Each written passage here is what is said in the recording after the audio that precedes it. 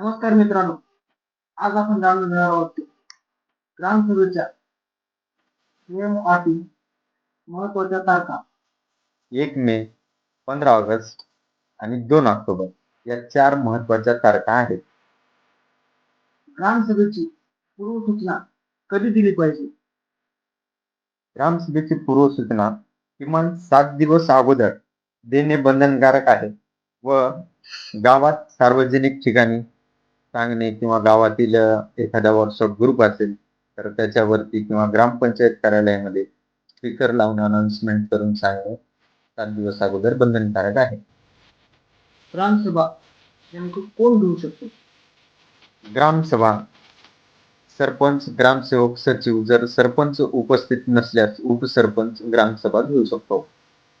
ग्रामसभेचा नियम काय असतो? ग्रामसभेचा नियम ग्रामसभेत घेतलेला निर्णय किंवा ग्रामपंचायतीचा ठराव घेणे बंधनकारक असते आणि दुसरी गोष्ट म्हणजे ठरावाची नोंद रजिस्टरवर लिहिणे पण गरजेचे असते. नेमकं ग्रामसभेमध्ये विषय काय असतात? विषय तर उत्पन्न खर्च अहवाल, शासकीय निधीचा अहवाल, वापर, पाणी, रस्ते, नाली, स्वच्छता, घरपट्टी, पाणीपट्टी, विकास कामांची मंजुरी, तक्रार आणि सूचना अशा अनेक गावातील समस्या निराकरण केले जाते.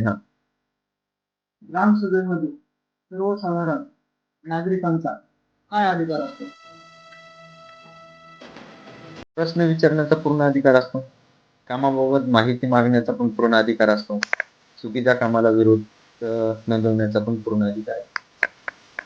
मला सांगा, ग्रामसभेचा नियम भंग झाल्यास तक्रार कोणाकडे करायची?